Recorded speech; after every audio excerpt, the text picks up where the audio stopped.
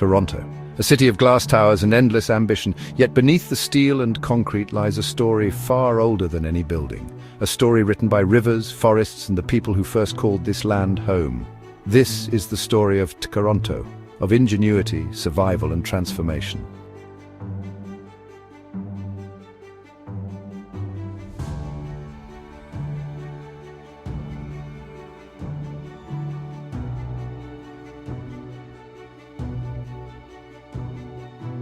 Long before skyscrapers, before streetcars and traffic lights, southern Ontario was a land alive with secrets.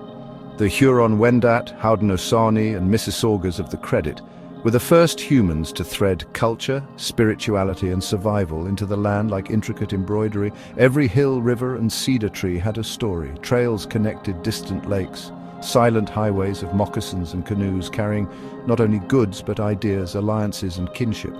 And then there was Tkaronto, where the trees stand in the water. Fishing weirs shimmered like wooden constellations, harvesting salmon and sturgeon with patient precision.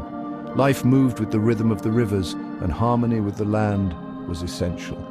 It was a balance of ambition and respect, a lesson in survival that would echo for centuries. Modern Toronto, teeming with millions, pulses above these ancient waters, unaware that beneath the asphalt and concrete, the first heartbeat of the city still whispers.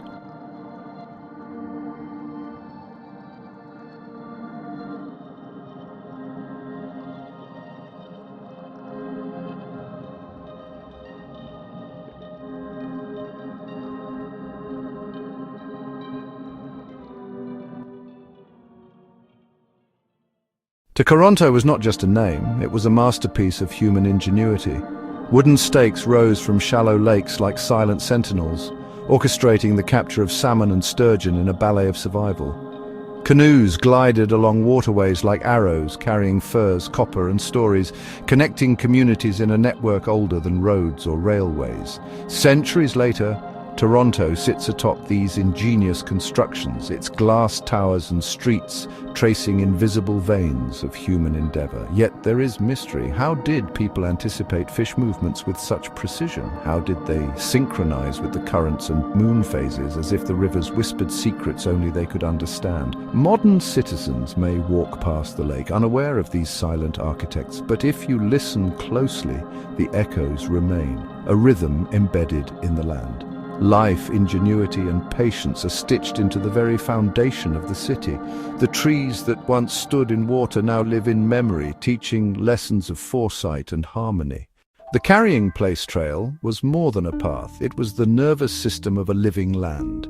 Canoes floated silently along silver ribbons of water, carrying furs, copper and knowledge. Travelers read the wind, sun and stars like pages of an open book.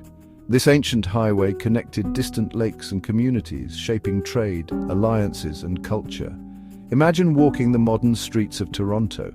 Beneath the asphalt lie echoes of these invisible highways, pathways etched by human ambition, long before urban planners drew lines on maps. Forests and swamps challenged every step, demanding respect for nature and mastery over it. The trail was a silent teacher, imparting lessons of strategy, patience and foresight. Without it, the foundations of settlement, commerce and communication might never have existed. This trail is the city's forgotten skeleton, a reminder that even in a modern metropolis, ancient ingenuity flows beneath our feet, guiding the pulse of civilization. In the 1600s, French explorers and missionaries arrived like shadows, stepping onto an illuminated stage. The lakes glittered, forests towered, and the land whispered stories of life that had existed for centuries. Fur trading posts sprouted along waterways like mushrooms after rain, and Jesuit missionaries recorded tales of generosity, ceremony, and cunning. Snapshots of cultures thriving in harmony with nature. Canoes became arteries of commerce, carrying pelts, tools, and words from settlement to settlement. The French were guests, observers, and participants, leaving traces in art, language, and law, interweaving their legacy with the indigenous culture already alive. Their arrival marked a collision of worlds, subtle yet transformative, laying the first threads of a complex tapestry that would become Toronto. The lakes, forests and trails watched silently, as if the land itself was documenting the evolution of its human inhabitants, one canoe at a time. With the fall of New France, Britain claimed southern Ontario like a player moving pieces on a vast, intricate board. The Tkaronto Purchase negotiated with the Mississaugas, transferred lands to settlers, forever altering their relationship between humans and this landscape. Forests were surveyed, rivers named, and fields cleared. A colonial heartbeat began, measured in compass lines, timber, posts, and ambition. Settlers brought order, agriculture, and European visions of growth. Yet beneath this, the land retained its memory, whispering stories of the indigenous peoples who had woven life into every river, hill, and cedar. Toronto's foundations were being drawn, simultaneously layered with hope, tension, and a promise of expansion. It was a city in embryo, waiting for the first spark to awaken its pulse. The Tkaronto Purchase was a handshake and a puzzle, a blend of agreement and controversy. Land, once echoing with indigenous songs, was surveyed, parcelled, and readied for settlement. Fields and rivers became the skeleton of towns, forts, and farms. Tensions simmered between stewardship and ownership, a theme that would recur throughout Toronto's history. How do you claim a land whose stories stretch back millennia? For settlers, maps and deeds held authority. For Indigenous peoples, life, memory, and connection defined the land. The Tkaronto Purchase was the city's first negotiation with time itself, an intersection of ambition, tradition, and the whispers of the past. The foundations of Tkaronto were laid not only in soil, but in story, law, and perspective, marking the beginning of a city wrestling with its dual inheritance. Governor John Graves Simcoe arrived, seeking a safe harbour on Lake Ontario. He envisioned York, a fortified capital for Upper Canada. Timber walls rose like sentinels, guarding settlers against possible invasion. Streets were plotted with military precision, grids slicing through wilderness as if a ruler's hand had drawn them across the land. Fort York became both protector and symbol, the heart around which a fledgling town pulsed. Yet even as settlers built homes, markets, and churches, the land retained its ancient rhythms. Trails and rivers whispered in the background, and every decision bore the weight of survival and ambition. York was small, humble, and strategic, a seed destined to grow into a city that would one day house millions. Here the city's DNA was written: resilience, order, and the careful negotiation between nature and human endeavour. Fort York was more than timber and stone. It was a heartbeat of discipline and vigilance. Cannons gleamed in the morning light, drills echoed like a metallic heartbeat, and guards patrolled the walls with unbroken focus. The fort shaped life around it, defining the rhythm of York. Soldiers, settlers, and tradespeople coexisted in a delicate dance of order and survival. Every dawn brought the tension of frontier life. Every night carried the weight of vulnerability. It was here that Tkaronto first learned the language of defense, of community, and of determination. The fort's shadow would stretch beyond its walls, influencing streets, neighborhoods, and the city's identity for generations to come. In 1813, American forces descended upon York. Flames devoured government buildings, the air thick with smoke and fear.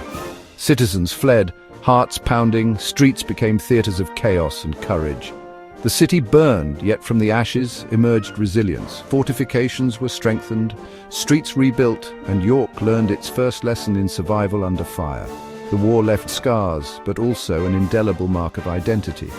A city forged in conflict would rise stronger, balancing vulnerability and ambition, creating a template for growth that would echo through centuries. After the fires, York emerged anew. Streets widened, markets flourished, and civic life awakened. By 1834, the town embraced the name Tkaronto, honoring its indigenous roots. Population swelled, and new homes reflected ambition and hope.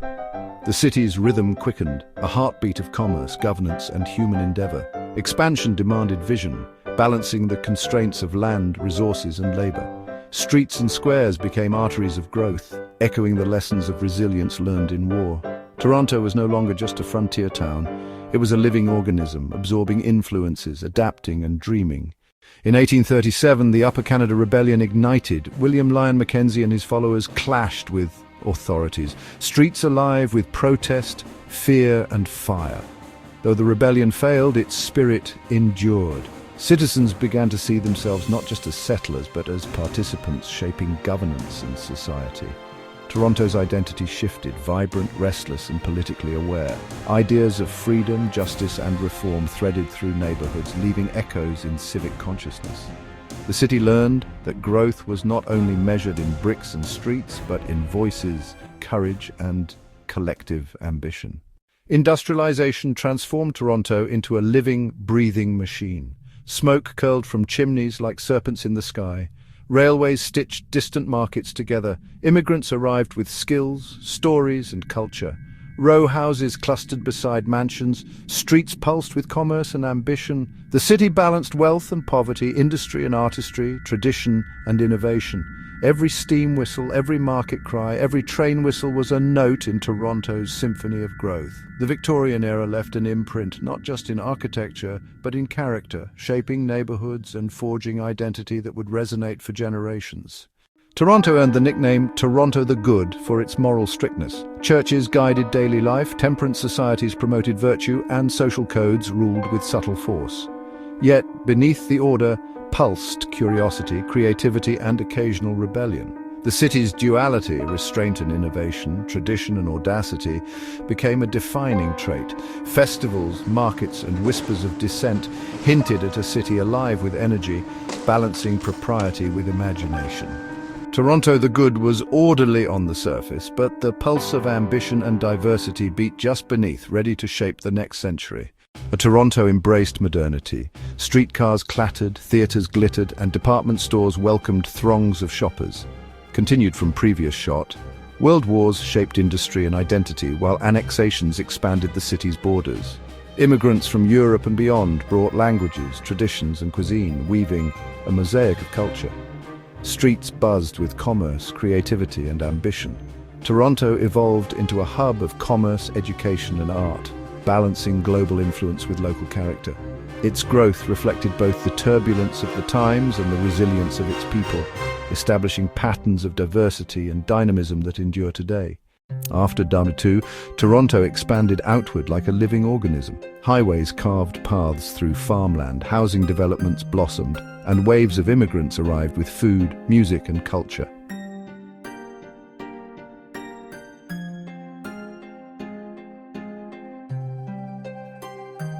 Italian, Portuguese, and Eastern European families transformed neighborhoods, streets filled with laughter, markets thrived, and a new suburban rhythm emerged.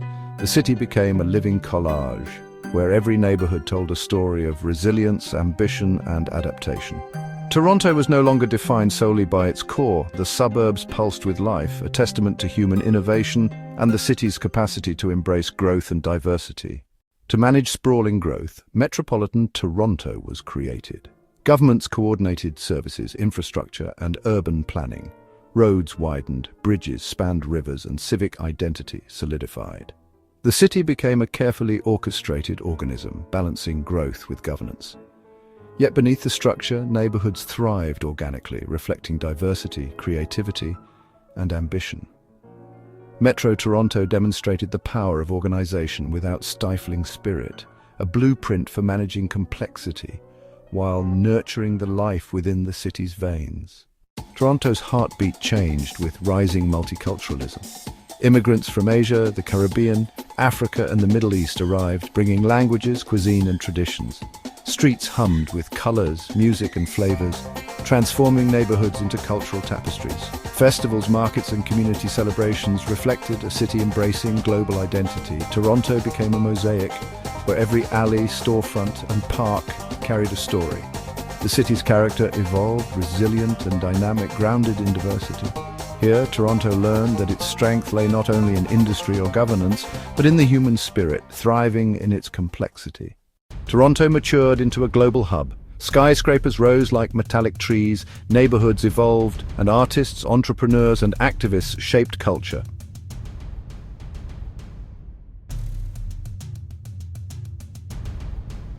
Gentrification, innovation, and commerce collided in vibrant tension. Streets reflected ambition, resilience, and creativity. Modern Toronto balanced past and future, commerce and culture, history and progress.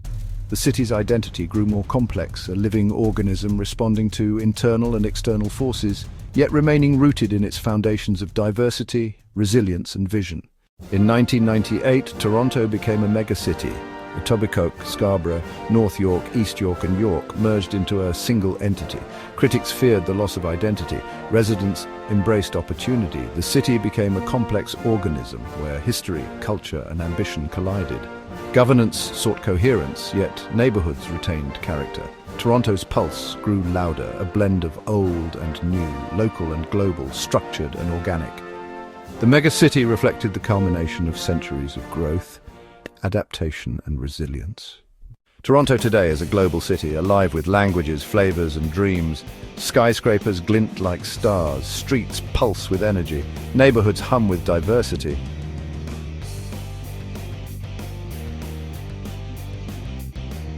Beneath the concrete, rivers, trails and the memory of Tkaronto whisper.